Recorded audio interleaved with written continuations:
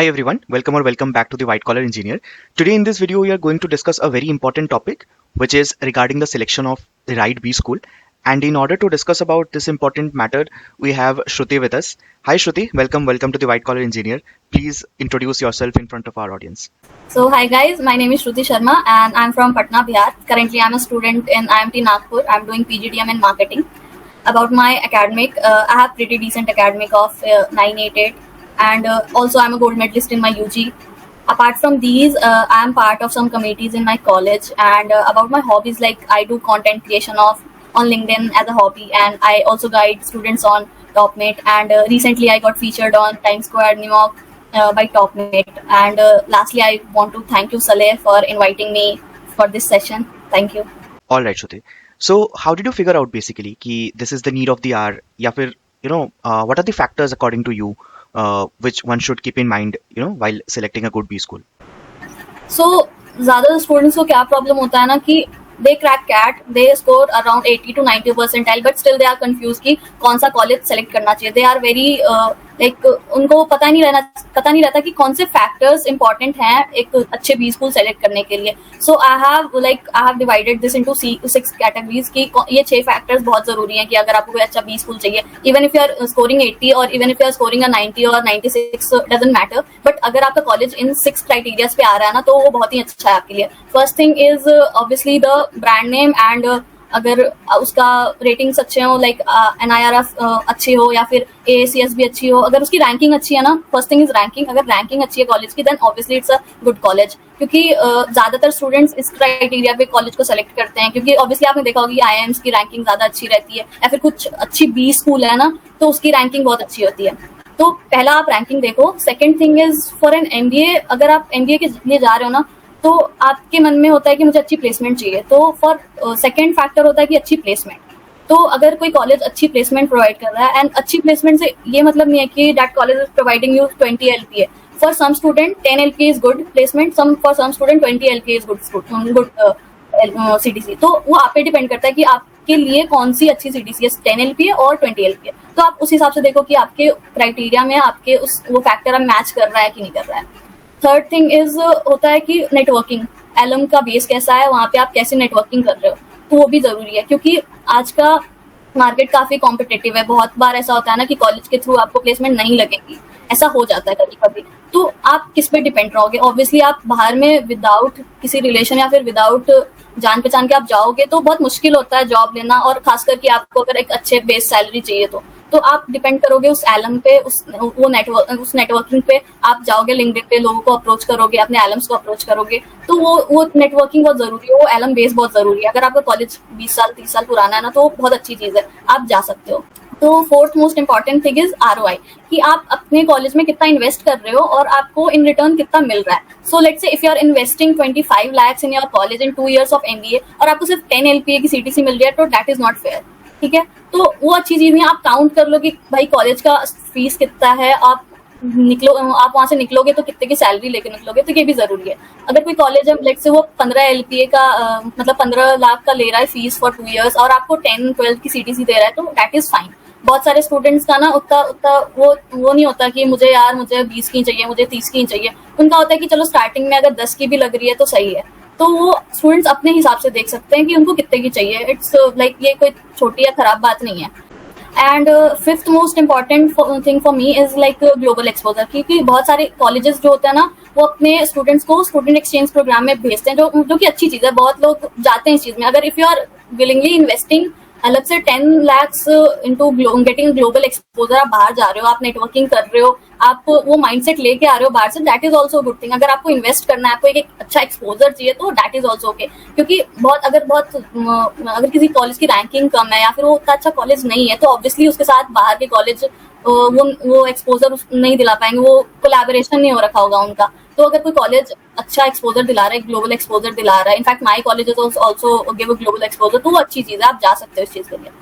Lastly the factor that is important for me is campus infrastructure, क्योंकि ना मैंने इसको इसलिए रखा है क्योंकि बहुत सारे स्टूडेंट्स का ऐसा होता है ना कि उनको एक MBA लाइफ चाहिए होती है. ठीक है, उन्होंने ग्रेजुएशन में उन्होंने UPSC की तैयारी कर रहे होते हैं या CA की तैयारी कर रहे होते हैं, वो उन चीजों में बिजी हो जाते हैं, वो कॉलेज लाइफ एंजॉय नहीं कर पाते हैं या फिर बाकी चीज़ों में रह जाते हैं। तो उनको चाहिए होता है कि मुझे मुझे अच्छी प्लेसमेंट भी चाहिए, मुझे एक अच्छा कैंपस इंफ्रास्ट्रक्चर, एक अच्छा कल्चर भी चाहिए। तो अगर आपके लिए इंपॉर्टेंट है तो आप देख लो कि आप भाई वो कॉलेज का इंफ्रास्ट्रक्चर कैसा है, उस कॉलेज में कमिटीज क्लब्स हैं कि नहीं है। बहुत लोगों को क्लब्स ज्वाइन करने का रहता है कि मुझे यार डांस में इंटरेस्ट है, तो ये सब चीज़ें देख लो, एक वहाँ का कल्चर देख लो। आप लिंक्डइन पर जाओ, लोगों को अप्रोच करो, उनसे कमिटीज वगैरह के बारे में पूछ लो, क्लब्स वगैरह के बारे में पूछ लो। तो अगर आपके लिए ये चीज़ इंपॉर्टेंट है तो obviously it's a important factor for you. आपको वो 2 साल एंजॉय भी करना है और वो 2 साल पढ़ना भी है। Yeah. Okay, right. So now tell me, why does choosing the right B school matters? For me, like I have divided this into 3 categories. तो मतलब obviously अच्छा बी स्कूल आपको अच्छी अपॉर्चुनिटी देगा। For me first thing is better career opportunity. अगर मान लो let's say आप एक टियर 1 कॉलेज में जाते हो तो ऑब्वियसली वहाँ पे जो कंपनीज रोल्स लेके आएंगी आपके लिए वो अच्छी होंगी, ठीक है। वहीं अगर अगर आप टियर 4 या टियर 5 में जा रहे हो तो वो रोल्स काफी लिमिटेड हो जाएंगे। टियर 1 में हम देखते हैं ना कि काफी मैकिंजी जा रही है या फिर एसेंचर जा रही है, वो management consulting as a role लेके जा रही है, या फिर प्रोडक्ट मैनेजमेंट या प्रोजेक्ट मैनेजमेंट, ब्रांड मैनेजर बनाती है लोगों को। वहीं आप किसी छोटे टियर 4 या टियर 5 कॉलेज को देखो तो वो ज्यादातर वहां से सेल्स के लिए बच्चों को लेके जाती है या बीडीज के लिए बच्चों को लेके जाती है। तो जो अपॉर्चुनिटी, करियर अपॉर्चुनिटी आपको एक अच्छे कॉलेज में टियर 1 या टियर 2 कॉलेज में मिल सकती है, वो टियर 4 टियर 5 टाइप के कॉलेजेस में नहीं मिल सकती, या फिर मिलेगी भी तो काफी लिमिटेड होगी। आपको उसके लिए बहुत कॉम्पिटिट करना पड़ेगा, जो कि आपको टियर 1 में उतना कॉम्पिटिट नहीं करना पड़ेगा। आप अगर एक लोअर साइड में भी रहोगे ना तो आपको as a compare to tier 4 या टियर 5 अच्छी करियर अपॉर्चुनिटी मिल जाएगी। For me second thing is strong industry network. आप जिस जैसे कॉलेज में रहोगे ना, उस कॉलेज में जो नेटवर्क बिल्ड होगी ना, लेट्स से अगर आप किसी बैच में गए हो 2020 24 26 के बैच में गए एमबीए में, तो आपके बैच में 300 स्टूडेंट्स हैं, ठीक है। तो आपका वो नेटवर्क बिल्ड हो रहा है, जो नेटवर्क वो 5 साल बाद काम आ जाएगा। आपके तुरंत तो नहीं काम आएगा क्योंकि वो भी आपके ही स्टेज पे है, पर ऑब्वियसली वो नेटवर्क 5 साल बाद काम आ जाएगा। वो एलम्स जो उस कॉलेज से पास आउट हुए हैं वो काम आ जाएंगे आपके। तो अगर ऐसा कभी कभी होता है कि आप मान लो किसी कंपनी में गए और आपका बॉस है वो सेम कॉलेज से है या सेम सिस्टर कॉलेज से है कहीं और, जैसे आईएमटी नागपुर है या वो आईएमटी गाजियाबाद से, तो ऐसी सिचुएशंस बनती हैं। तो वो आपकी हेल्प ऑब्वियसली हेल्प करेगा। आपका एक अच्छा नेटवर्क आपके अराउंड बिल्ड हो जाएगा, जो आपको ऑब्वियसली मोटिवेट भी करेगा। आपको ये लगेगा कि if he is from my college और वो इतना अचीव कर सकता है तो I can also do that. Third thing that is most important for me is mindset. Because mindset इसलिए इंपॉर्टेंट है ना, क्योंकि आप अगर मान लो आप ऐसे लोगों के साथ बैठ रहे हो जो कि 3 LPA में बहुत सेटिस्फाइड है, तो आपको भी लगेगा यार 4 LPA लेके तो मैंने बहुत कुछ अचीव कर लिया है। And if you are sitting with a person who is earning 20 LPA 30 LPA, तो आपको लगेगा कि नहीं यार 15 तो बहुत कम है। तो आपको ऐसे लोगों के अराउंड बैठना चाहिए जो आपसे ज्यादा अचीव कर रहे हो। तो अगर आप बहुत अच्छे कॉलेज में जाओगे, एक अच्छे टियर 1 टियर 2 या लाइक से इवन टियर 3 कॉलेज में भी जाओगे ना, तो वहाँ के बच्चों का माइंडसेट बहुत अलग होता है, बहुत कॉम्पिटिटिव होते हैं। और उनको देख के ना आप में भी होगा कि यार ये कर सकता है तो मैं क्यों नहीं कर सकती हूँ, मुझे भी करना है। तो वो माइंडसेट ग्रो होता है और ये बहुत पॉजिटिव माइंडसेट होता है। इसको नेगेटिव में बहुत लोग लेके जाते हैं कि competition is a bad thing, but it's not, it's a good thing. आप किसी को देख के मोटिवेट हो रहे हो। और even if you are not going to achieve, like अगर आपका दोस्त 20 LPA कमा रहा है ना, आप ठीक है आप उससे कम हो, आपके पास उतनी स्किल्स नहीं है, लेकिन आप फिर भी बहुत हाथ पैर मारोगे, बहुत स्ट्रगल करोगे, हसल करोगे, तो you can even achieve 15 to 16। तो ये 3 चीज लाइक बहुत इंपॉर्टेंट है। फर्स्ट थिंग इज अपॉर्चुनिटी आपको बहुत अच्छी मिलेगी, नेटवर्किंग स्किल्स अच्छी होंगी, आपके अराउंड का नेटवर्क बहुत अच्छा होगा। थर्ड थिंग इज आपका माइंडसेट ग्रो होगा, आपके अराउंड के लोग आपको पुश करेंगे, अनकॉन्शियसली सबकॉन्शियसली आपको पुश करेंगे, वो आप मोटिवेट होगे, आपका माइंडसेट बहुत ग्रो होगा। These things are important. Okay, तो श्रुति अब ये बताओ कि जो एरिया ऑफ इंटरेस्ट है या प्रोफाइल है किसी कैंडिडेट का, वो कितना हद तक मैटर करना चाहिए while choosing the right B school? For me, like your interest, your area of interest, or in which direction you are inclined should match with which B school you are going, in which direction you want to go, what skills you want to acquire in future. तो आपको पहले अपना direction analyse करना चाहिए कि मुझे किस domain में जाना है, और उस हिसाब से आपको अपने कॉलेजेस सेलेक्ट करने चाहिए। For let's say if you are an engineer, आप CS बैकग्राउंड से हो और आपको शुरू से मन है कि मैं एनालिटिक्स में जाऊँ, तो आपको ऐसे कॉलेजेस अप्रोच करने चाहिए जिनका कोर्स एनालिटिक्स बेस्ड हो, या फिर उनका टाई-अप्स वगैरह किसी अच्छे ऐसे फर्म्स या फिर अच्छे कंपनीज से हो जो एनालिटिक्स बेस्ड हो, जो आईटी कंसल्टेंसी वगैरह के रोल्स लेके आते हो, ठीक है। तो फॉर एग्जांपल लाइक आपने देखा होगा कि IIM काशीपुर का एनालिटिक्स का जो कोर्स आता है, बहुत लोग जो CS वगैरह बैकग्राउंड से होते हैं वो उसी कोर्स में जाना पसंद करते हैं। वो अच्छी चीज़ है कि आपको एक अच्छा इन्वायरमेंट मिलेगा, आप उस चीज़ के बारे में लर्न कर पाओगे। फिर आपको लेट्स से कि आपको मार्केटिंग बैकग्राउंड में जाना है, तो आप IMT, या मैं मतलब ऐसा जस्ट एग्जांपल दे रही हूँ कि IMT is known for marketing for from a long time. उसके एलम्स के बेस बहुत अच्छे बने हुए हैं, बहुत सारे लोग जो है IMT में हैं जो CMO लेवल तक गए हैं। तो आपको उस बैकग्राउंड आप उस कॉलेज को सेलेक्ट कर सकते हो। फिर लेट से अगर आपको HR की फील्ड में जाना है, तो बहुत सारे कॉलेजेस हैं लाइक SMHRD है, एक्सेलराइट, जो कि इन कॉलेजेस ने बहुत ही अच्छे CHRO और बहुत अच्छे HR प्रोफेशनल्स को प्रोड्यूस किया है। तो आपको एक टाइम पे ना, अगर आप SMHRD से जाओगे, आपका डोमेन है HR में जाने का, आपका सपना है HR में जाने का, और आप इन कॉलेजेस को सेलेक्ट करते हो ना, तो आगे जाके ये एलम्स आपकी हेल्प भी करेंगे। आपका वो माइंडसेट ग्रो हो जाएगा, आपको समझ में आएगा कि चीजें कैसे वर्क करती हैं। आपके फैकल्टीज ऑब्वियसली बहुत अच्छे होंगे, क्योंकि that college is known for HR या that college is known for marketing. उनकी कमिटीज वगैरह उस चीज पे फोकस्ड होंगी, तो वो अच्छी चीज होती है कि आप पहले से सोच लो कि आपको किस डोमेन में जाना है, और फिर उस हिसाब से कॉलेज सेलेक्ट करो, ताकि आपका माइंडसेट, आपके थॉट्स एकदम, आपका फोकस एकदम क्लियर हो। तो आप पहले अपना सोच लो कि कहाँ किस डोमेन में जाना है। If you are not confuse, तो आप उस हिसाब से आप अपने कॉलेजेस को सेलेक्ट कर लो, और उसी हिसाब से आप अपने उस कॉलेज में जाओ, और उस हिसाब से आप अपनी स्किल्स ग्रो करो और नेटवर्किंग करो। तो ये कर सकते हो आप। ओके, तो अब मान लो किसी को ना अपनी MBA स्पेशलाइजेशन के बारे में या फिर MBA डोमेन के बारे में बहुत श्योरिटी है, राइट? से फॉर एग्जांपल किसी को HR ही करना है, तो उस केस में क्या उसको ऐसी कॉलेज चूज करना चाहिए जहाँ पे HR बहुत अच्छा पढ़ाया जाता हो, या फिर जहाँ से HR की बहुत अच्छी अपॉर्चुनिटीज आती हो, राइट? या फिर उसको इस केस में भी Tier 1 या फिर उन कॉलेजेस को चूज करना चाहिए जो अपनी स्पेशलाइज्ड कोर्स वाले कॉलेज से आगे हो रैंकिंग में इन टर्म्स ऑफ प्लेसमेंट्स या जो भी अदर फैक्टर्स हमने पहले वीडियो में डिस्कस करा है?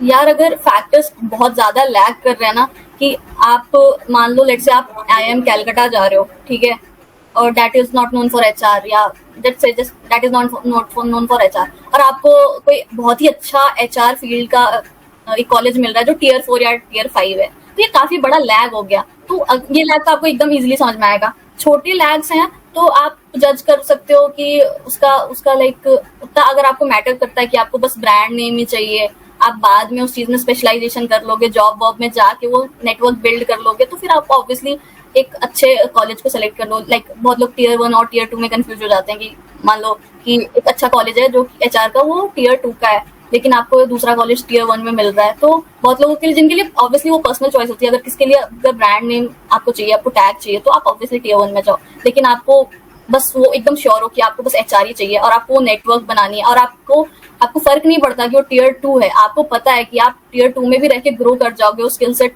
कर लोगे। आप एक साल बाद अगर आपका फ्रेंड Tier 1 से निकल के 25 LPA ले रहा है, तो आप एक साल बाद 30 LPA ले लोगे। आपको इतना कॉन्फिडेंस है, इतना श्योर हो आप, और आपके लिए ब्रांड नेम Tier 1 Tier 2 जैसे शब्द एग्जिस्ट नहीं करते, तो आप उस चीज को सेलेक्ट कर सकते हो। उसमें कोई ऐसा इशू नहीं। बहुत लोग प्राइम लोकेशंस को देख के सेलेक्ट करते हैं। बहुत लोग को चाहिए ना कि मुझे दिल्ली में ही रहना है, भले वो Tier 2 कॉलेज मिल रहा है, मुझे नहीं जाना बाहर, मुझे फैमिली के साथ रहना। तो बहुत सारे पर्सनल चीजें होती है, बहुत सारे पर्सनल चॉइस होते हैं, तो वो आप पे डिपेंड करता है। एक छोटे मोटे लैग अगर कॉलेजेस में है, Tier 1 है, Tier 2 है, NIRF रैंकिंग उतना ज्यादा बड़ा नहीं है, तो उससे कुछ खास फर्क भी नहीं करता। आप Tier 2 में भी रह के बहुत कुछ कर सकते हो, और Tier 1 में भी रह के कुछ नहीं कर सकते हो। तो वो आप पे डिपेंड करता है कि आप कहाँ जाके क्या सीख रहे हो, क्या लर्न कर रहे हो, और कैसे ग्रो कर रहे हो। Okay Shruti, so let's talk about those people जिनको लाइक Tier 1 कॉलेजेस में या फिर टॉप B स्कूल्स में एडमिशन तो मिल रहा होगा, but they are not getting into the core program, rather they are getting into a specialized course, say business analytics या HRM program या other programs जो कि non core हो, right? तो उन केस में उन बच्चों को, those who are not very sure about कि उनको किस फील्ड में MBA करना है अपना, right? या फिर MBA के बाद किस फील्ड में कंटिन्यू करना है अपनी कॉर्पोरेट करियर, तो उनको क्या उस स्पेशलाइज्ड कोर्सेज में एडमिशन लेना चाहिए just because of the fact that they are getting into a top tier institute, या they should prefer doing a general management degree even from an institute जो कि उस पर्टिकुलर कॉलेज के tier से नीचे हो? यार like if you are very sure कि, खास करके ऐसा ना वर्कएक्स वालों के साथ होता है कि दे आर वेरी श्योर कि उनको कौन सी फील्ड में जाना है, उनको पता होता है क्योंकि उन्होंने वो इन्वायरमेंट जी लिया, उनको समझ में आ चुका है कि मार्केट में क्या चल रहा है, वो किस हिसाब से अपने आप को ढाल सकते हैं। तो अगर आप बहुत श्योर हो ना तभी ये स्पेशलाइज्ड कोर्सेज लो, क्योंकि अगर आपने पहले ले लिया 1 साल बाद आप कंफ्यूज हो रहे हो, आप डिलेमा में जा रहे हो कि नहीं यार फाइनेंस तो मेरे बस का नहीं है, ये तो बहुत टेक्निकल आ रहा है। बहुत लोगों के साथ होता है कि वो ना ऐसे मूवीज देख के दूसरों की लाइफ देख के स्टॉक वगैरह में थोड़े पैसे लगा के बहुत मोटिवेट हो जाते हैं कि यार मुझे तो फाइनेंस चाहिए, पर एक्चुअली जब वो पढ़ने जाते हैं तो उनको बोरिंग लगता है। तो अगर आप श्योर नहीं हो, आपको थोड़ा सा भी डाउट है ना कि यार मार्केटिंग लूँ कि फाइनेंस हो या एचआर हो, तो आप कोर की तरफ जाओ। लेकिन आप बहुत श्योर हो, आपने आपने फाइनेंस में पहले से, बहुत लोग होते हैं जो बीकॉम के होते हैं, जो जिन्होंने फाइनेंस में काम कर लिया होता है दूसरी कंपनीज में, उनको पता होता है यार कि कर लूंगा, मैं पढ़ाई हार्ड भी है तो भी मैं जॉब में जाके कर लूंगा। तो अगर आप श्योर हो तो आप फिर स्पेशलाइज लो। अगर आप बिल्कुल भी हल्का सा भी डाउट है, मुझे भी थोड़ा सा डाउट था इन द स्टार्ट, तो मैंने कोर लिया था, तो वो चीज है कि आप कोर लो। हल्का सा भी डाउट है तो आप कोर लो, आप इतना रिस्क मत लो, क्योंकि वो 2 साल लौटने वाले नहीं है। आपने पैसे इन्वेस्ट कर दिया, आपका इमोशनल इन्वेस्टमेंट हो गया, सब कुछ सब तरीके से इन्वेस्ट हो गए हो आप, तो आप वो स्टेप बैक नहीं ले सकते और आपको जिंदगी भर का रिग्रेट रहेगा। आप दोबारा एमबीए ऑब्वियसली नहीं करोगे, आपको वो चीज लेके चलनी पड़ेगी हमेशा, तो वो चीज होती है। Okay, all right, Shruti. So let's address the ones जिनके पास बहुत क्लोज कॉल्स होते हैं, राइट? जिन कॉल्स में लिटरली 19-20 का ही फर्क होता है। से for example I am Trichy versus I am Raipur. तो उन केस में लाइक स्टूडेंट्स को, एस्पिरेंट्स को किस तरीके से रिसर्च करना चाहिए and how they should come to a conclusion? उनको कैसे डिसीजन बनाना चाहिए ऐसे क्लोज कॉल्स में? यार ये डिलेमा, ये कंफ्यूजन ना बहुत कॉमन है। लाइक ये छोटे छोटे जो कंफ्यूजन होते हैं कि यार इस कॉलेज में जाऊं या उस कॉलेज में जाऊं, तो बच्चे ना अच्छे से रिसर्च नहीं करते हैं दोनों कॉलेज के बारे में, बस ओपिनियन लेते हैं स्टूडेंट से कि यार अपने दोस्तों से ओपिनियन लेते हैं। That is not the right thing. अगर आपका फ्रेंड इस कॉलेज में जा रहा है, जरूरी नहीं कि आपको भी उसी कॉलेज में जाना होगा। आप अपना दिमाग लगाओ और आप अपना रिसर्च करो। For many student and even for me, first thing that is most important for me is brand. बहुत लोगों के लिए ना आईआईएम का ब्रांड मैटर करता है, बहुत लोगों के लिए आईएमटी का ब्रांड मैटर करता है। तो brand is a good thing. अगर आपको ब्रांड वैल्यू के पीछे जाना है तो आप उसको एज अ फर्स्ट क्राइटेरिया रखो। आप देखो कि ठीक है, आपके लिए अगर आईआईएम का टैग इंपॉर्टेंट है तो आप उसके पीछे जाओ। But also it is most important कि आप ये मत इग्नोर करो कि अगर उसके साथ आप कंपेयर कर रहे हो एक गुड बी स्कूल, एक गुड प्राइवेट बी स्कूल जिसकी प्लेसमेंट अच्छी है आपके कॉलेज से, इवन फ्रॉम आईआईएम, आप बेबी आईआईएम से कंपेयर कर रहे हो आपका कॉलेज, और उस प्राइवेट कॉलेज का प्लेसमेंट अच्छा है, उसकी फैकल्टी अच्छी है, वो काफी पुराना कॉलेज है, वहाँ के एलम्स अच्छे हैं, नेटवर्किंग अच्छी है, वो कॉलेज आपके एरिया ऑफ इंटरेस्ट में आ रहा है, उस कॉलेज का लोकेशन अच्छा है, तो आप मत कंपेयर करो। मतलब आप मत उस कॉलेज को रिजेक्ट करो, क्योंकि आप जस्ट 4-5 साल बाद वो ना टैग, वो ब्रांड वैल्यू उतना मैटर नहीं करता है बहुत लोगों के लिए, आपके स्किल्स मैटर करते हैं। तो ठीक है, तो ब्रांड वैल्यू है important, but at the same time don't ignore a good private B school. Second thing is आप खुद का रिसर्च करो। बहुत लोग होते हैं ना कि अपने दोस्तों से पूछ के उसको रिसर्च नहीं कहते हैं। आप दोस्त से पूछो, रिसर्च नहीं है। आप लिंक्डइन पे जाओ, आप एलएम्स को अप्रोच करो, उनसे पूछो कि भाई कैसे कमिटीज हैं, कैसे क्लब्स हैं, प्लेसमेंट कैसी है, फैकल्टी कैसी है, लोकेशन कैसा है, कंपनीज आ रही हैं तो कैसे जॉब रोल्स के लिए आ रही हैं। बहुत लोगों को होता है कि मुझे बस मार्केटिंग में ही चाहिए, मुझे सेल्स में नहीं चाहिए। तो आप पूछो कि यार आपके कॉलेज में जो कंपनीज आ रही हैं वो बस सेल्स में जॉब रोल दे रही हैं, मार्केटिंग में भी दे रही हैं, तो ये भी इंपॉर्टेंट है। आप खुद से ऐसे हर कॉलेज के 10-12 लोगों को पकड़ो, एक्सेप्ट कि आप एडकॉम वगैरह को छोड़ रहे हो, वो काफी थोड़े इम्पार्शियल हो जाते हैं, तो उनको छोड़ो और बाकी लोगों से पूछो, रिव्यूज लो, बस एक दो पे स्टिक मत रहो, सबके ओपिनियन लो, ठीक है।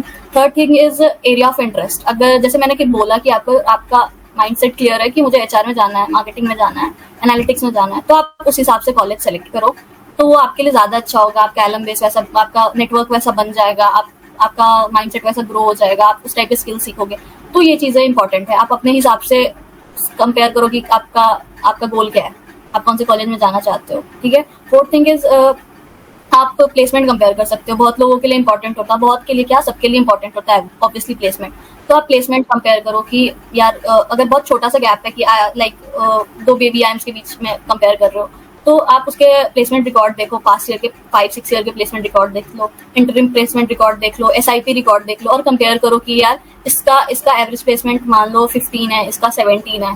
तो अगर आपके लिए प्लेसमेंट मैटर करता है, तो आप ऑब्वियसली 17 में जाओ। उसके अलावा ये सब देखो कि आप उस कॉलेज का 100% प्लेसमेंट है कि नहीं। बहुत लोग ऐसे रिपोर्ट में शो कर देते हैं कि 100% है प्लेसमेंट, बट ऑब्वियसली नहीं होता है, ये सबको पता है। तो आप ये चीजें ना आप लिंक्डइन पे जाके करंट स्टूडेंट से बात करके आप क्लियर कर सकते हो कि प्लेसमेंट पूरी है कि नहीं। If that student is hesitate कि नहीं बता सकता है, तो आप नंबर लो, आप उनसे डायरेक्ट कॉल पे बात करो। क्योंकि इवन मैं भी अगर मुझसे कोई अप्रोच करके पूछेगा कि यार बता दो प्लेसमेंट, सच बता दो क्या है क्या नहीं है, या किसी भी करंट स्टूडेंट से पूछो, थोड़ा हेजिटेट होगा कि क्योंकि कभी भी उसके अगेंस्ट वो चीजें यूज हो सकती हैं। तो आप फोन वगैरह करो, आप थोड़ा अच्छा पर्सनल कनेक्ट बनाओ, उसके बाद वो चीजों पूछो, क्योंकि प्लेसमेंट यार बहुत जरूरी है। आप इतना इन्वेस्ट कर रहे हो तो आपको रिटर्न में भी तो कुछ चाहिए ना। तो आप अच्छे से कंपेयर करो प्लेसमेंट का, कितने बच्चे बैच में थे, कितने प्लेस हो गए, ये सब चीजें आप देख लो। Third last thing that is most important for me is batch size, क्योंकि ये बहुत फर्क पड़ता है। आपने रिसेंट ट्रेंड्स में देखा होगा ना कि बहुत सारे कॉलेजेस अपना बैच साइज बहुत ज्यादा ग्रो कर रहे हैं, हर साल वो 200 सीट्स बढ़ा रहे हैं। तो बहुत सारे कॉलेजेस के बैच साइज लाइक 1000 है, 720 है, 820 है। तो आप खुद सोचो कि उतना बड़ा बैच साइज प्लेस करवाना कितना मुश्किल होगा। और ऑनेस्टली इतना बड़ा बैच साइज ना नहीं होता है प्लेस, 60 से 70% बच्चे ही प्लेस हो पाते हैं, बाकियों को जबरदस्ती ऑप्ट आउट करवा दिया जाता है। तो आप खुद सोचो कि आप अगर 1000 बच्चों के बीच में जा रहे हो या 720 बच्चों के बीच में जा रहे हो, तो क्या आप उतने एबल हो, उतने केपेबल हो कि आप कॉम्पिटिट कर पाओगे? इस चीज से आपको अगर डर नहीं लग रहा है तो दैट इज ओके। लेकिन अगर आपको छोटा बैच साइज या आप उतना उतना कॉन्फिडेंट नहीं हो, आप फ्रेशर हो, आपको डर लगता है, आपने कभी जॉब नहीं करी है, तो वो चीज है। तो आप ये चीज को कंपेयर करो कि बैच साइज कितना है उन दोनों कॉलेज का। फिर एक और चीज है, दैट इज लोकेशन ऑब्वियसली। तो बहुत सारे कॉलेज का होता है ना कि बहुत आउटस्कर्ट्स में होते हैं वो कॉलेजेस, ठीक है। तो वहाँ पे कंपनीज के एचआर जाना प्रेफर नहीं करते हैं। वो अगर उस सिटी में आ रहे हैं ना प्लेसमेंट करवाने के लिए, तो वो पहले ऐसे कॉलेज विजिट करेंगे कि जो वो सिटी में हो। तो वो पहले जाते हैं, वो सिटी वाले कॉलेज में जाते हैं, उनका टारगेट रहता है 20 बच्चों को उठाना है, उन्होंने 15 बच्चे वहीं से उठा लिए हैं, 5 बच्चों के लिए आपके कॉलेज में आए हैं। तो ये चीज बहुत अफेक्ट करती है, ठीक है। और ये रियलिटी है, क्योंकि एचआर को बस हायर करना होता है, उतना नहीं सोचते। फ्रेशर्स, सारे एमबीए फ्रेशर्स लगभग एक ही पोजीशन पे होते हैं if you are talking about tier 2 tier 3 college. तो लोकेशन बहुत मैटर करता है। आप ये सब देख लो कि भाई वो कॉलेज बहुत ज्यादा आउटस्कर्ट में नहीं है, तो वो सिटी में है, तो आप खुद भी बाहर जाके ना, वो बहुत सारे लोग क्या होते हैं ना, एसआईपी नहीं लगती, वो खुद से लेते हैं। तो आप बाहर जाके खुद से कंपनीज वगैरह में अप्रोच कर सकते हो, वॉक इन इंटरव्यू वगैरह दे सकते हो, लोगों से बातचीत कर सकते हो। तो ये सब चीजें बहुत जरूरी हो जाती हैं। तो ये देख लो, ये लास्ट था कि लोकेशन ऑब्वियसली बहुत जरूरी है। तो इस हिसाब से आप अपने कॉलेज सेलेक्ट कर सकते हो। Great great. तो ये तो आपने बताया जो राइट सोर्स ऑफ इन्फॉर्मेशन या राइट वे ऑफ रिसर्च है, right. But at the same time how important it is to stay away from the wrong source of information, या फिर जो रॉन्ग मेथड ऑफ रिसर्च वगैरह है, जैसे Reddit वगैरह हो गया या फिर ग्रुप के पोल्स हो गए। तो इस सिचुएशन में इन सब से दूर रहना कितना इंपॉर्टेंट है? यार रेडिट पे ना थोड़ी चीजें जो होती है ना, वो एक्चुअली में सच भी होती है, बहुत चीजें गलत भी होती हैं, फेक भी बहुत सर्कुलेट होती है। तो रेडिट पे तो भरोसा यार मत करो। मतलब ठीक है, अगर आपको कुछ ऐसे रिव्यूज दिख गए तो आप पढ़ लो, वो रिव्यूज आप करंट स्टूडेंट को भेज सकते हो, पूछ सकते हो कि यार इसमें सच्चाई है कि नहीं, या फिर ये फेक सर्कुलेट हुआ है। तो आप लाइक से 5 लोगों से पूछोगे तो एटलीस्ट पता चल जाएगा कि सही है वो चीज या नहीं। 2-3 लोग झूठ बोल सकते हैं कि हाँ नहीं है, झूठ है, फेक है। तो मैं इसलिए बोल रही हूँ ना कि एडकॉम से मत पूछना आप, क्योंकि ऑब्वियसली वो सारे बोलेंगे कि झूठ है, उनको अलाउड भी रहता है, ठीक है। तो आप ऐसे करंट स्टूडेंट्स वगैरह से पूछो, तो वो सच बता देंगे ऑब्वियसली। 5 में से 4 लोग तो एटलीस्ट सच बताएंगे, 3 लोग तो सच बताएंगे ना। तो ये सब है। और दूसरा रिसर्च जो मैं कर सकते हो ना आपकी, आप इंस्टाग्राम वगैरह पे थोड़ा अप्रोच कर सकते हो, जो कि थोड़ा वो अच्छा नहीं लगता है। बट अगर आपके पास कोई चॉइस नहीं है और आपको कोई दिख गया है कोई एलम की यार ये इस कॉलेज का है, मुझे इस कॉलेज में जाना है, तो आप इंस्टाग्राम वगैरह से भी सर्च कर सकते हो, कि पूछ सकते हो उनसे थोड़ा अप्रोच करके कि क्या है क्या नहीं। और एक्चुअली हम सही होते हैं वो, मतलब वो करंट स्टूडेंट को समझते हैं आपकी सिचुएशन, वो आपकी हेल्प करते हैं। इवन मुझे भी कोई मैसेज करता है ना, तो मैं ट्राई करती हूँ कि मैं हेल्प करूँ, कॉल पे भी हेल्प कर दूँ या मैसेज पे हेल्प कर दूँ। तो ये है, आप हेजिटेट मत करो, आप अप्रोच करो लोगों को, आप उनसे बात करो, तभी आपको रियलिटी समझ में आएगी। All right, Shruti. So it was indeed a very informational podcast. Before wrapping up the video, any particular tips or anything you would like to say to the upcoming aspirants? यार मैं तो बस यही बोलना चाहूंगी ना कि आप अगर कैट दे रहे हो ना, तो आप अगर आपके स्कोर कम आए हैं तो डोंट गिव अप। आपको क्या करना है ना लाइफ में, वो आपको चूज करना पड़ेगा। Just because someone has scored 99 और वो फिर भी दोबारा तैयारी कर रहा है, डजंट मीन आपको भी तैयारी करनी है।